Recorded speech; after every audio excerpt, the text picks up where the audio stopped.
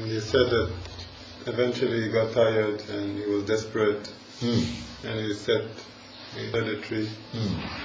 The realization came that nothing needs to be done about the consciousness, it's solving itself out. So from this realization, from this understanding, today we have Buddhism, many practices, many endless. How does... But many people are, even after his realization, many people comes around him. And how to give him some training. We cannot say the same thing. If anybody has not tried any way, we cannot don't do anything. We cannot ask them to come to the conclusion, you need not do anything. So if anybody tries in many way, then only we can say you need not go searching. If the person who is searching alone can be told that you need not search. So you have, in the first instance, you have to do something. In various ways, everything is a preparatory work. As a preparatory work, he gives meditation to in many forms. But he himself has not got the realization through meditation. This is what they're teaching. What But they are teaching now that he got realization through meditation. But then only they can teach something. They can catch you. Otherwise they cannot teach. If anybody teach meditation, this will not give you enlightenment. Anyhow you do meditation, then nobody will do meditation. Daily morning to Nirvana is also Nirvana is the natural happening of our consciousness. Nirvana means natural state. Nirvana means natural state. No artificial state there. It is our natural state. And it's for example, you live in natural state. Yeah. In Nirvana. You can't lose Nirvana, this. You can lose this. everybody is in the Nirvana state. Right now we are everybody in Nirvana. Everybody, the very nature of our consciousness is in the Nirvana state. So my question is, now you live in like everybody, but you remember. But here, what is the difference between the other? Yeah. Is that the ordinary person, the intellect of the ordinary person disturb the Nirvana state, disturb the natural state. Yes. But here I understand that I have no business, the intellect has no business. The intellect is not disturbing. So there is a difference. The intellect So when you go to sleep and you say I'm going to bed, you mean it's like body go to bed, not like I'm conscious. No, it is happening just like an ordinary person. Everybody goes to sleep. I am also goes to sleep. My question is about. There is no problem. About identifying with person. It's like person disappeared. Person is there. The person. Personality is there. Each and every person. Yes. The personality must be there. There cannot be any intellect without any personality. Each and every person, every intellect, the personality must be there. So there cannot be. But at the same time, the personality assumes some responsibility to do something, then only the personality gets powerful. So, the powerful personality and powerless personality is a different thing. So, if you assume some responsibility to do something, the personality gets powerful. If the personality does not assume any responsibility, it becomes powerless. So, there is a difference between the ordinary person and the person who has understood the matter. Responsibility to deal with the conscious experience. Each and every moment, our consciousness have different kind of feelings, different kind of emotions, and our intellect wants to deal with the emotions, feelings. This feeling I like, this feeling I don't like, and it wants to have some settlement in the conscious level. Then only the intellect assumes some responsibility. If the intellect does not assume any responsibility, there is no personality. The personality becomes powerless. So whenever it assumes some responsibility to do some work in the conscious level, then the personality of the intellect becomes powerful. When there is no responsibility, the powerless personality alone is there. But what? Any work. In work of external duties Yes. or psychological duties. What you Work means psychological work. I want to be free from my sorrow. I want to be always happy. That means you are working within you. You are working to settle down. You are working to change your psychological nature. You are working to have a change in your conscious expression.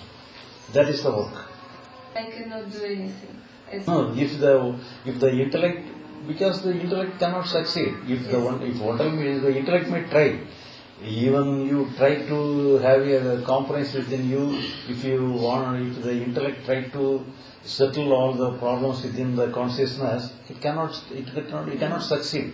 And if your intellect understand that it cannot succeed in its way, then it stops working against your consciousness. Like personality, there is a personality. So personality and intellect is same. Powerful. So when the intellect takes some responsibility to do something, then the personality of the intellect becomes powerful. When the intellect does not take any responsibility to change, the personality of the intellect becomes powerless. And powerless is good. Powerless is good. The intellect person alone become powerless.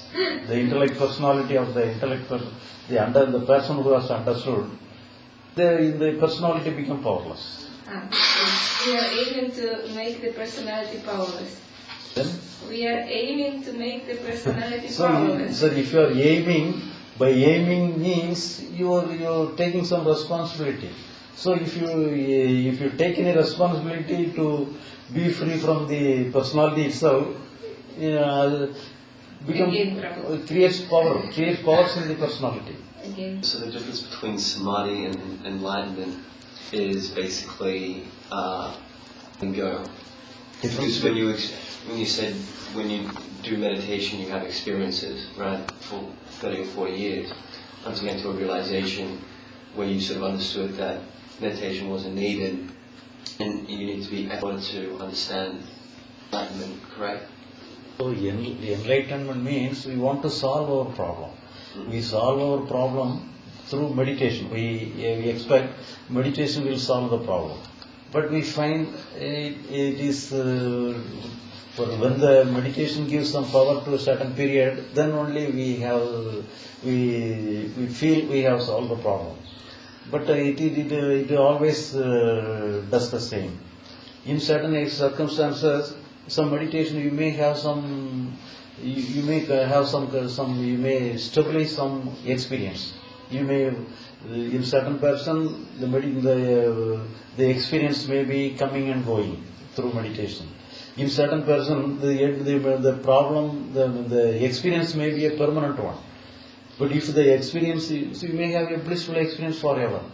It is also possible through meditation. But if you have the blissful experience forever, you will face some other problem. Because if you keep you in the blissful state forever, it will destroy your body. So without body, what can you do? So then you have to shatter away from the blissful feeling itself. So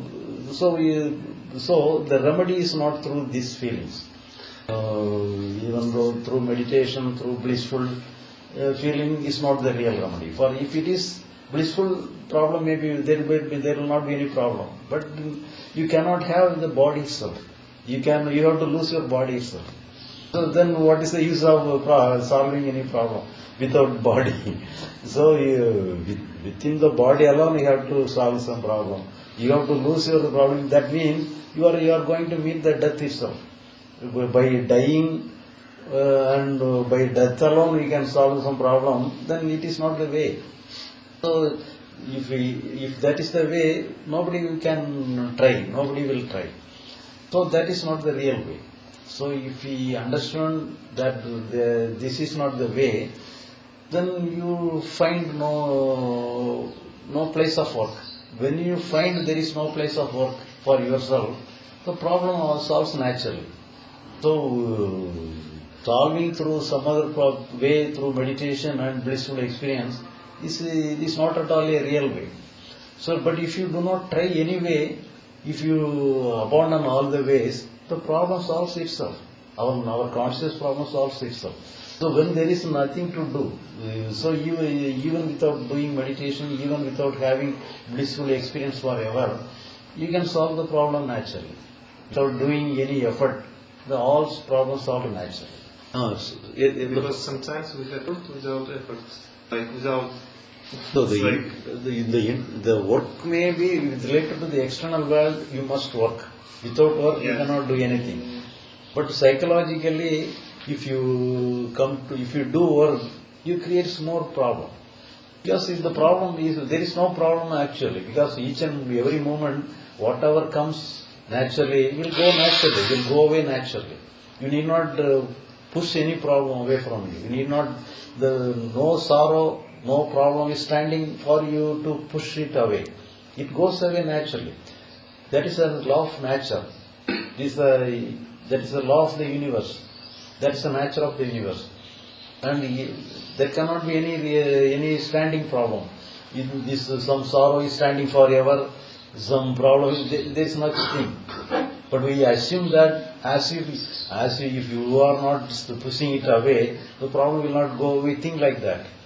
But it is not the real problem. But if it is in the external world, we have some work. We may, for example, we are a businessman. We have some problem in the business. And if we have some problem in the business, naturally we have some tension in our mind. And we can use this tension to saturate the business. If you don't have any tension in our mind, you don't mind the business itself. Because we will not have any inducement to correct the business. So our tension is helpful. To that extent, we can make use of our tension to do the external duties. But the tension itself, we have no duty. We need not try anything to remove our tension from our mind. Whatever comes will go away naturally. But we have not created it. It comes on its own. So it will also go on its own. We need not worry about that. If you put yourself by these emotions such as anger and jealousy and these type of things, right? But that could almost make you seem as insensitive, like insensitive to the things around you that are happening. What are you saying? Could you repeat it? So, if you get rid of anger and you get rid of jealousy and you get rid of, say, like... Saying that you get rid of them. You You still have them, okay, I see. Yeah. thought that you are meaning that you get rid of the anger, you get rid of, but you don't say that. No. It happens. It will go away naturally. You need not try to push it away. Even we have, for example, like offense, also don't need to do with this. Let it be. Everything changing naturally. Everything. Everything. If it necessary, you can make use of that. If it is not necessary, you not make use of it. If you don't take it, it will go away from you. If it is necessary, you can make use of that also. For example, you are going on a road. It is very dark, and your thought threatens you. Some snake may be there, so you have some fear. So you can make use of your fear. Thereby you can walk carefully. If you do not make use of your fear, you go all on this way. You have to tread on the snake itself. So you can make use of a fear. So in this way, if it is necessary, if it is unnecessary, if it is says unnecessary for even you walk carefully, that there may be possibility of this snake there, and you walk carefully to the possible extent. You walk carefully in spite of your careful walking. Your thought may threaten you. Snake may come at any time. Snake may come at any time. You don't mind. You need not mind the warning of your mind. Because you take it as a natural happening. And with diseases also, I think problems I just see, and it is also changing, and So everything changes naturally. All our conscious problem changes naturally. But the intellect, if the intellect wants to adopt something, then take the something happening. Each and every moment some conscious feeling is happening. If the intellect wants to make use of some feelings, you can take use of that. Otherwise, if it is not necessary, you need not find anything. But the intellect has, at any time, the intellect has no business to change the consciousness. This feeling is not good, I have to change this feeling. This feeling is good, I have to keep this feeling always. That effort the intellect should not take.